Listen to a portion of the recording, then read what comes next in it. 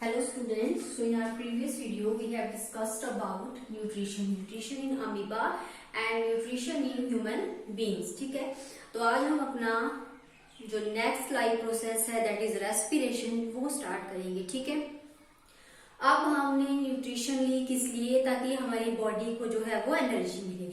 लेकिन जैसे हमने खाना ले लिया तो उसको हम एज इट इज ही जो है वो एनर्जी में कन्वर्ट नहीं कर सकते. ठीक है, उसके लिए हमें क्या करना पड़ेगा, जो हमने न्यूट्रिशन ली है उसकी ब्रेक डाउन करनी पड़ेगी.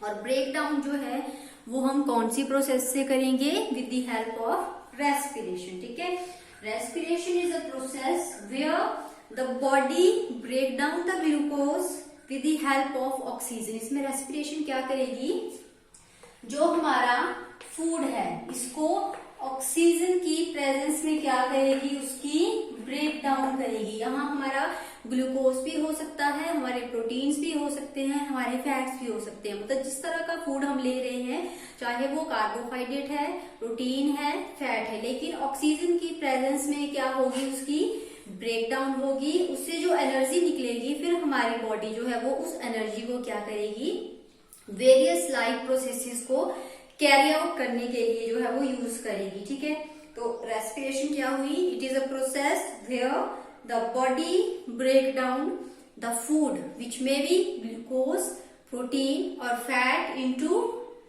इट्स, किसमें ब्रेक डाउन कर देगी उसकी स्मॉलर फॉर्म्स में with the help of oxygen which is called respiration. ठीक है, ये जो रेस्पिरेशन है ये मेटाबॉलिज्म का पार्ट है. मेटाबॉलिज्म के बारे में हमने पहले ही डिस्कस किया था. जितने भी केमिकल रिएक्शंस हमारी बॉडी में चलते हैं उनको हम क्या कहते हैं, बायोकेमिकल रिएक्शंस. ठीक है, तो जितनी भी फिजिकल एक्टिविटी या केमिकल एक्टिविटीज हो रही है उन दोनों का सम जो है वो मेटाबॉलिज्म कहलाएगा.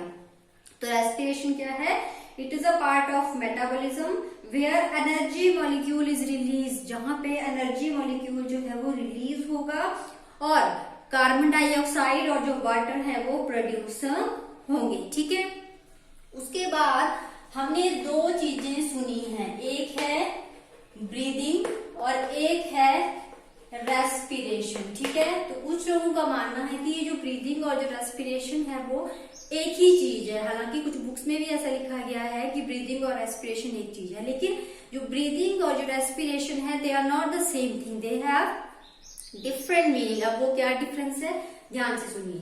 ब्रीदिंग क्या है, जैसे हम दौड़ रहे हैं, ठीक है, तो हम कंटिन्यूसली, अब हम बहुत ज्यादा दौड़ रहे हैं तो हम कंटिन्यूसली जो हमारी बॉडी है वो एनर्जी की डिमांड करेगी. ठीक है, क्योंकि जितनी भी ऑक्सीजन हमारी बॉडी में आएगी वो क्या होती जाएगी, यूज होती जाएगी. जब हमारी बॉडी एनर्जी की डिमांड कर रही है तो हमारा जो बॉडी है वो कंटिन्यूसली इनहेल करेगी, एक्सहेल करेगी. ठीक है, मतलब हम कंटिन्यूसली गैस लेंगे, छोड़ेंगे, इन एंड आउट. ठीक है, तो उसको हम कहते हैं ब्रीदिंग. ब्रीदिंग क्या है, it is a constant process where we breathe in and out throughout the day या थ्रू आउट दिस एक्टिविटी. जब हम कोई भी एक्टिविटी कर रहे हैं, ठीक है, जो बहुत ही ज्यादा फास्ट है, तो उसमें हम क्या करते हैं, कॉन्स्टेंटली जो है वो ब्रीद इन और आउट कर रहे हैं. ब्रीद इन अंदर ले रहे हैं और बाहर छोड़ रहे हैं. इनहेल और एक्सहेल बताया ना. इनहेल मतलब गैस अंदर लेना, एक्सहेल मीन्स गैस को बाहर छोड़ना. और आपको पता ही है कि ऑक्सीजन हम लेते हैं और CO2 हम छोड़ते हैं. तो ब्रीदिंग वो है कि जब हम कॉन्स्टेंट ऑक्सीजन अंदर ले रहे हैं, CO2 बाहर छोड़ रहे हैं कॉन्स्टेंटली, तो वो हो गई हमारी ब्रीदिंग. और रेस्पिरेशन क्या हुई, कि जो हमने फूड लिया है उसको हम क्या कर रहे हैं, छोटे छोटे पार्ट्स में तोड़ रहे हैं. ठीक है, ताकि उससे एनर्जी निकले और हमारी बॉडी को मिले, तो वो है हमारी रेस्पिरेशन. तो ब्रीदिंग और रेस्पिरेशन में यही डिफरेंस है. ठीक है, ब्रीदिंग जो है वो कॉन्स्टेंटली रिएक्शन है, जब हम कोई एक्टिविटी कर रहे हैं constantly breathe in and breathe out कर रहे हैं तो उसको हम कहेंगे ब्रीदिंग. और रेस्पिरेशन क्या है, it is a break down of food to release energy. ठीक है, तो ये है डिफरेंस ब्रीदिंग और इसमें हमारे रेस्पिरेशन में. आगे जो मैकेनिज्म ऑफ ब्रीदिंग है वो देखेंगे, मैकेनिज्म ऑफ ब्रीदिंग. ये आपने 7th क्लास में भी पढ़ा होगा, मैकेनिज्म ऑफ ब्रीदिंग. ठीक है, तो मैकेनिज्म में क्या होता है, ये देखिए, यहाँ मान लीजिए हमारे लंग्स, ये तो आपको पता है कि जो रेस्पिरेटरी सिस्टम में जहां से हम रेस्पिरेशन लेते हैं वहां पे जो ऑर्गन्स हमारे काम करते हैं दे आर लंग्स. ठीक है, ऐसे यहाँ पे हमारा इस तरह का हमारा क्या होगा, रिब केज प्रेजेंट होगा, ठीक है। तो ये है हमारा रिब केज, ये है हमारे लंग्स, ये है हमारा डायफ्राम, ठीक है। लंग्स के नीचे जो डायफ्राम है इस तरह से ये डोम शेप में प्रेजेंट है इस तरह से, ठीक है। तो इनहेलेशन में क्या होगा, पहले हम करेंगे इनहेलेशन। इनहेलेशन मीन्स जब हम गैस को अंदर ले रहे हैं, तो जब हम गैस को अंदर लेते हैं तो क्या होगा, ये जो रिब केज है ये ऊपर चला जाएगा, गैस हम लेंगे, रिब केज ऊपर चला जाएगा। अब जब रिब केज जो है वो ऊपर चले गया तो यहाँ पे जो लंग्स और जो रिब केज के बीच में डिफरेंस होगा वो क्या हो जाएगा, बढ़ जाएगा, ठीक है। और ये जो हमारा डायफ्राम है, अब यहाँ पे गैस भर जाएगी तो ये जो हमारा डायफ्राम है ये क्या आ जाएगा, ये नीचे आ जाएगा। इस तरह से फ्लैट स्ट्रक्चर जो है इसका बन जाएगा, मतलब ये स्ट्रक्चर जो है फिर वो इस तरह से बन जाएगा। ये आ गया हमारा डायफ्राम। ये जो हमारे लंग्स है वो फूल जाएंगे क्योंकि यहाँ जो गैप था वो क्या हुआ, जो हमारी रिब केज था वो ऊपर चला गया जैसे ही हमने गैस ली, ठीक है, जब हमने इनहेल किया। और ये जो बीच में स्पेस था ये गैस से भर गया, जो हमारा डायफ्राम है ये सीधा हो गया। देखिए जैसे मान के चलिए कि ये हमारा रिब केज है, ये हमारे लंग्स है, ठीक है, ये हमारा रिब केज है, ये हमारे लंग्स है। तो जैसे ही हम क्या करेंगे, इनहेल करेंगे, जब हम गैस अंदर लेंगे तो ये जो रिब केज है ये पीछे चला जाएगा, ठीक है, पीछे चला जाएगा। बीच में जो इन दोनों के बीच में जो नीचे हमारा डायफ्राम है ये हमारा रिब केज है, गैस हमने अंदर ली, रिब केज जो है वो ऐसे चला जाएगा, इन दोनों के बीच में गैप बढ़ जाएगा और ये जो लंग्स हैं हमारे ये फूलना स्टार्ट कर देंगे क्योंकि इनके बीच में गैस भरना स्टार्ट हो जाएगी। और नीचे जो हमारा रिब केज था वो सीधा हो जाएगा, मतलब जैसे वो डोम शेप में था वो नीचे चला जाएगा, जो इस तरह से, ठीक है, समझ के। ये रिब केज है, ये ऐसे चला जाएगा जब हम इनहेल करेंगे, यहाँ पे बीच में गैस भर जाएगी तो जो हमारे लंग्स है वो फूलना स्टार्ट कर देंगे और जो हमारा डायफ्राम है वो स्ट्रेट हो जाएगा, ठीक है। और उसके बाद नेक्स्ट आता है हमारा एक्सहेलेशन के, जब हम गैस छोड़ेंगे तो क्या प्रोसेस होगी, तो वो इसका अपोजिट चलेगी, ठीक है। जो रिब्स हमारे ऊपर गए थे वो क्या होगा, गैस हमने छोड़नी है, रिब्स हमारे फिर से नीचे आ जाएंगे और क्या होगा, जो गैप है वो फिर से कम हो जाएगा और ये जो हमारा सीधा डायफ्राम था ये फिर से इसकी ओरिजिनल पोजीशन में आ जाएगा। रिब केज है, ऐसे हो गया था, गैस हमने छोड़ी, ठीक है, ये स्वेल अप हो गया था, रिब्स फिर से अंदर आए, जो डायफ्राम था वो ऊपर गया और उन्होंने प्रेशर क्रिएट किया हमारे लंग्स के ऊपर और लंग्स ने जो फिर से श्रिंक करना स्टार्ट कर दिया और जो हमारी जो CO2 थी वो बाहर निकल गई। तो ये है हमारा मैकेनिज्म ऑफ रेस्पिरेशन, इनहेलेशन और एक्सहेलेशन, ठीक है। इनहेलेशन में रिब केज जो है जैसे ही हम गैस अंदर लेंगे रिब केज जो है वो ऊपर चला जाएगा, लंग्स और इसके बीच में जो गैप है वो क्या हो जाएगा, बढ़ जाएगा, जो हमारा डायफ्राम है वो सीधा हो जाएगा। एक्सहेलेशन में इसका अपोजिट होगा, जो रिब्स है वो ओरिजिनल पोजीशन में आ जाएंगी, ये भी ओरिजिनल में आ जाएगा, ये लंग्स के ऊपर क्या करेंगे, प्रेशर क्रिएट करेंगे और लंग्स से जो गैस है वो बाहर आ जाएगी, ठीक है। तो ये था हमारा mechanism of respiration, that is inhalation and exhalation. Okay, so that's all about breathing. उसके बाद हमारा जो नेक्स्ट टॉपिक आता है वो है टाइप्स ऑफ रेस्पिरेशन। के जो रेस्पिरेशन है वो कितने टाइप्स की होती है। रेस्पिरेशन का हमें पता लग गया कि रेस्पिरेशन जो है वो प्रोसेस है जो क्या करेगी, हमारी फूड की ब्रेकडाउन करेगी in the help of oxygen, ठीक है। तो जो बेसिकली हमारी रेस्पिरेशन है ये दो तरह की है, first one is aerobic and second one is anaerobic, ठीक है। तो पहले हम एरोबिक के बारे में पढ़ते हैं। Aerobic, it is a type of respiration which occurs in the presence of oxygen। इन दोनों में यही डिफरेंस है, जो एरोबिक है वो ऑक्सीजन की प्रेजेंस में होगी और जो एनारोबिक है वो एब्सेंस ऑफ ऑक्सीजन में होगी, ठीक है। तो एरोबिक क्या हो गई, it is a type of process in which the breakdown, जो ब्रेकडाउन होगी वो होगी with the help of oxygen.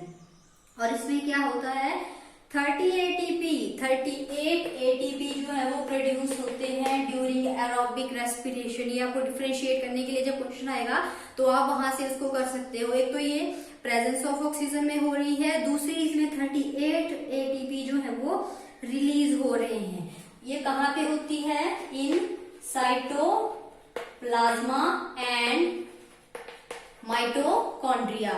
ये प्रेजेंस ऑफ ऑक्सीजन में हो रही है, 38 एटीपी जो है वो प्रोड्यूस हो रहे हैं, और ये कहाँ हो रही है, साइटोप्लाज्मा एंड माइटोकॉन्ड्रिया। अब मैं इसकी आपको केमिकल इक्वेशन जो है वो लिख के बताती हूँ, ठीक है, एरोबिक रेस्पिरेशन में। इसमें क्या होगा, देखिए ये है हमारा ग्लूकोज। ग्लूकोज कितने कार्बन कंपाउंड है हमारा, 6 कार्बन कंपाउंड। तो ये कहाँ पे होगा, पहले साइटोप्लाज्म में, ठीक है। तो साइटोप्लाज्म में ये टूटेगा into 3 carbon compound which is called pyruvic acid, ठीक है। ये पायरविक एसिड में जो है वो टूट जाएगा। उसके बाद ये जाएगा हमारे माइटोकॉन्ड्रिया में, ठीक है। पहले साइटोप्लाज्म में ये 3 कार्बन कंपाउंड में टूट गया, जिसको हम कह रहे हैं पायरविक एसिड। बाद में ये माइटोकॉन्ड्रिया में जाएगा और क्या होगा, वहां पे ये रिलीज करेगा CO2 H2O प्लस 38 ATP। ये लिखे थे वो 38 ATP, मतलब इतनी एनर्जी जो है वो प्रोड्यूस होगी, और उसको हम अपनी वेरियस एक्टिविटीज के लिए जो है वो यूज कर जाएंगे। होता क्या है, देखिए ये है हमारा सेल, सेल में है हमारा साइटोप्लाज्मा, और साइटोप्लाज्मा के बाहर ये है हमारे ग्लूकोज के मॉलिक्यूल्स, ठीक है। तो ग्लूकोज में क्या होगा, ये जो ग्लूकोज है, ठीक है, ये हमारा सेल है, साइटोप्लाज्मा है, बाहर ग्लूकोज है। तो क्या होता है कि ये जो हमारा ग्लूकोज है ये अंदर आ जाता है साइटोप्लाज्मा के अंदर, ठीक है। और जब ये अंदर आ जाता है तो ये कन्वर्ट हो जाता है 3 कार्बन कंपाउंड में, जिसको हम कहते हैं पायरविक एसिड। फिर क्या होता है, अब यहाँ पे हमारे पास आ गया पायरविक एसिड। और सेल है तो सेल में साइटोप्लाज्मा के साथ जो है वो सेल ऑर्गेनेल्स भी प्रेजेंट होंगे। मान लीजिए ये है हमारा माइटोकॉन्ड्रिया, ठीक है। तो यहाँ क्या करेगा, ये जो हमारा पायरविक एसिड है ये इसके अंदर चला जाता है, ये माइटोकॉन्ड्रिया के अंदर चला जाता है, और बदले में रिलीज कर देता है CO2 H2O प्लस 38 ATP। जो मैंने ऊपर लिखा था वही नीचे है, ग्लूकोज है, साइटोप्लाज्म में जाएगा, 3 कार्बन कंपाउंड में कन्वर्ट हो जाएगा पायरविक एसिड, ठीक है। फिर वो माइटोकॉन्ड्रिया में जो हमारा 3 कार्बन कंपाउंड है पायरविक एसिड है, वो माइटोकॉन्ड्रिया के अंदर चला जाएगा, और क्या रिलीज कर देगा, हमारा कार्बन डाइऑक्साइड, वाटर और प्लस 38 ATP, ठीक है। तो यही थी हमारी एरोबिक रेस्पिरेशन। और एक बात और, कि जब ये ग्लूकोज जो है वो पायरविक एसिड में कन्वर्ट हो रहा है तो उसको हम कहते हैं ग्लाइकोलिसिस। ग्लाइको मीन्स ग्लूकोज और लिसिस मीन्स तोड़ना, कि ग्लूकोज को तोड़ना, ग्लाइकोलिसिस। और जब पायरविक एसिड जो है, जब ये CO2 H2O और एनर्जी बना रहा है, तो वो होती है हमारे तो माइटोकॉन्ड्रिया में प्रोसेस हो रही है, और उसको हम कहते हैं क्रेब्स साइकिल एंड ETC आप आगे पढ़ेंगे, लेकिन आपने याद रख लेना है कि क्रेब्स साइकिल एंड ETC में जो है वो माइटोकॉन्ड्रिया में जा रहा है, और जो ग्लूकोज पायरविक एसिड में कन्वर्ट हो रहा है उसको हम क्या कहेंगे, ग्लाइकोलिसिस। एक बार फिर से देख लेंगे, इसमें क्या होगा, जो हमारा ग्लूकोज है, ठीक है, वो ऑक्सीजन की एब्सेंस में क्या होगा, ग्लाइकोलिसिस, साइटोप्लाज्मा में जाएगा। यहाँ पे ऑक्सीजन की अभी कोई इन्वॉल्वमेंट नहीं है, ऑक्सीजन की इन्वॉल्वमेंट कहाँ होगी, माइटोकॉन्ड्रिया में, ठीक है। तो इसमें क्या है, ग्लूकोज है, साइटोप्लाज्मा में जाएगा और चेंज हो जाएगा 3 कार्बन कंपाउंड, जिसको हम कहेंगे पायरविक एसिड। फिर वो पायरविक एसिड जो है वो कहाँ एंटर करेगा, क्रेब्स साइकिल में एंटर करेगा, माइटोकॉन्ड्रिया में एंटर करेगा। माइटोकॉन्ड्रिया में क्यों एंटर किया, क्योंकि वहां पे ऑक्सीजन प्रेजेंट है। अब हम एनारोबिक में देखेंगे तो उसमें माइटोकॉन्ड्रिया जो है वो प्रेजेंट नहीं होंगी, तो यहाँ पे माइटोकॉन्ड्रिया के साथ जो ये कंबाइन कर जाएगा और CO2 H2O और 38 ATP जो है वो प्रोड्यूस करेंगे। तो ये थी हमारी एरोबिक रेस्पिरेशन, ठीक है। नेक्स्ट हमारे पास आती है anaerobic respiration. Anaerobic respiration is which occur in absence of oxygen. It is a type of respiration which occurs in absence of oxygen.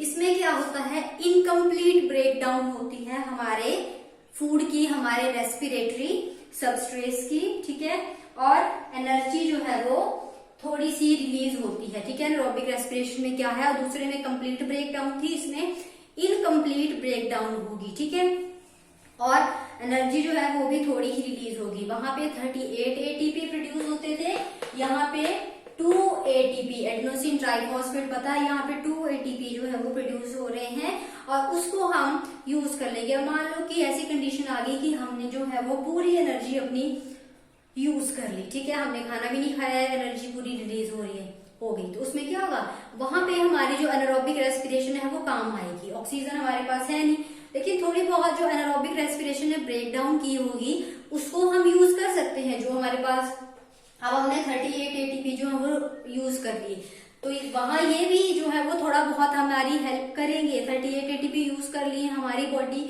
और डिमांड कर रही है, तो वहां पे हम 2 एटीपी को यूज करें। तो ऐसा नहीं सोचना है आपने कि जो एनारोबिक रेस्पिरेशन है उसका क्या यूज है, जब एरोबिक रेस्पिरेशन में ही इतनी ज्यादा एनर्जी प्रोड्यूस हो रही है तो एनारोबिक की तो जरूरत ही नहीं थी। तो कहाँ जरूरत थी कि जहां पे ये सारे जो एनर्जी है वो यूज हो जाएगी, तब हम इसका यूज, उस कंडीशन में हम इसका यूज कर सकते हैं। जैसे हम रेस लगा रहे हैं, ठीक है, 800 मीटर की रेस है, तो हमने जो 38 एटीपी थी उसमें हमने 500 ही कंप्लीट की मान लीजिए, तो उसमें क्या होगा, अगर हमारी बॉडी में एनारोबिक रेस्पिरेशन हुई होगी तो मान लो कि 2 एटीपी हमें मिल रहे हैं, तो वहां हम 600 तो कर ही सकते हैं, ठीक है। तो ये है डिफरेंस हमारे एनारोबिक और एरोबिक रेस्पिरेशन में। एक तो ये एब्सेंस ऑफ ऑक्सीजन में हो रही है, इसमें 2 एटीपी निकल रहे हैं और इनकम्प्लीट ब्रेकडाउन हो गई है। और दूसरा जो था वो साइटोप्लाज्मा और माइटोकॉन्ड्रिया में होता था। ये जो एनारोबिक रेस्पिरेशन है ये सिर्फ साइटोप्लाज्मा में ही होगी। क्यों? क्योंकि माइटोकॉन्ड्रिया, इसमें क्या है, एब्सेंस ऑफ ऑक्सीजन है, तो इसमें जो है वो नहीं जाएगा ये माइटोकॉन्ड्रिया के अंदर, ठीक है। इसकी इक्वेशन देखेंगे, ये है हमारा glucose which is 6 carbon compound. इसमें क्या करेगा, साइटोप्लाज्मा ग्लाइकोलिसिस, ग्लाइकोलिसिस साइटोप्लाज्मा के अंदर ये बना देगा फिर से पायरुविक एसिड, ठीक है। Pyruvic acid is a 3 carbon compound.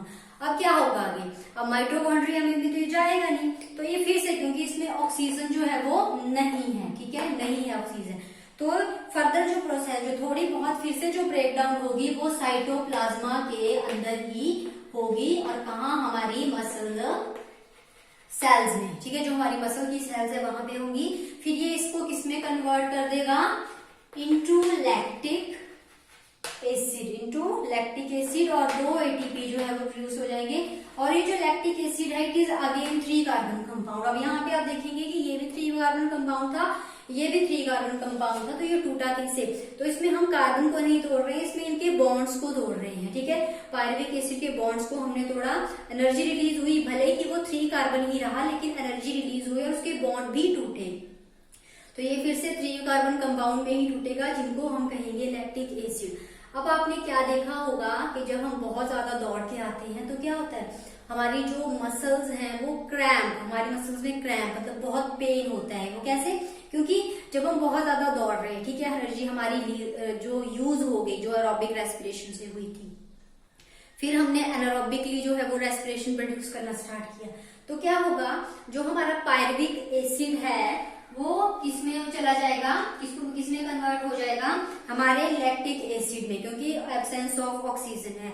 तो क्या होता है कि ये जो लैक्टिक एसिड है ये हमारी मसल्स में जो है वो, जो हमारे ब्लड में जो है वो डिपॉजिट करना स्टार्ट कर जाता है। तो जैसे ही हमारे ब्लड में डिपॉजिट होगा, एक हार्डनेस जो है वो वहां पे क्रिएट कर देगा। अब ये लैक्टिक एसिड जो है वो हमारी मसल्स में डिपॉजिट हो गया, तो ये जो हमारा ब्लड फ्लो है उसको रोक देता है, और उसी वजह से हमें क्या होता है, जब हम बहुत ज्यादा दौड़ते हैं तो हमें मसल क्रैम्प्स जो है वो आना शुरू हो जाते हैं, due to the deposition of lactic acid in our blood, क्योंकि वो ब्लड में डिपॉजिट हो जाता है, और दूसरी बात कि वो सर्कुलेशन ऑफ ब्लड को रोक देता है। समझ गए ये बात, ये क्वेश्चन भी है आपको कि मसल क्रैम्प्स जो है बहुत ज्यादा दौड़ने के बाद हमें क्यों आते हैं, तो उसमें ये तो एनारोबिक रेस्पिरेशन होती है और वो लैक्टिक एसिड में कन्वर्ट हो जाता है, फिर वो डिपॉजिट हो जाता है हमारे ब्लड में, जो सर्कुलेशन ऑफ ब्लड को रोक देता है।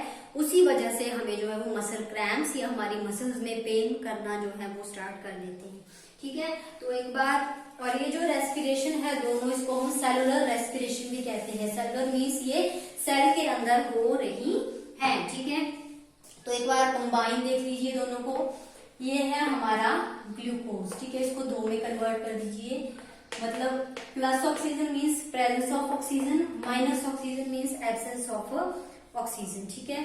तो पहले ये कन्वर्ट हो जाएगा दोनों में, चाहे प्रेजेंस है एब्सेंस है, ये चला जाएगा हमारा pyruvic acid which is a 3 carbon compound, ठीक है।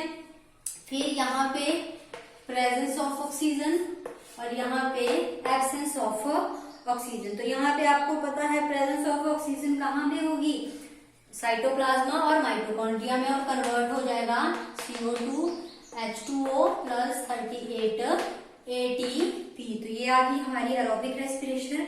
जो एनारोबिक रेस्पिरेशन है वो जब अगर हम ह्यूमन बींग्स की बात करें तो इसमें किसमें टूटेगा, ये लैक्टिक एसिड प्लस 2 ATP, ठीक है, लैक्टिक एसिड प्लस 2 ATP। और अगर ये जो एनारोबिक रेस्पिरेशन है ये बैक्टीरियाज में भी होती है, जो हमारे माइक्रो ऑर्गेनिज्म है उसमें भी। अब जैसे आपने देखा होगा कि जैसे हम इडली बनाते हैं, ठीक है, तो इडली के लिए हमने जो है वो घोल तैयार कर लिया, लेकिन जब हमने उसको किचन में रखा था उसमें कोई स्मेल नहीं थी। अगर उसको आप 8 to 9 आवर्स वैसे ही रहने दें तो एक तो वो फ्लपी हो जाता है, मतलब मान लो कि पहले उसका जो वॉल्यूम था वो इतना था, फिर वो यहाँ आ जाएगा, ठीक है। तो वो किस वजह से आएगा, उस पर माइक्रो ऑर्गेनिज्म ने एक्ट किया, जो उसमें शुगर थी। अब चावल इडली बना रहे हैं, चावल में उसमें शुगर है, उसको वो यूटिलाइज कर लेंगे।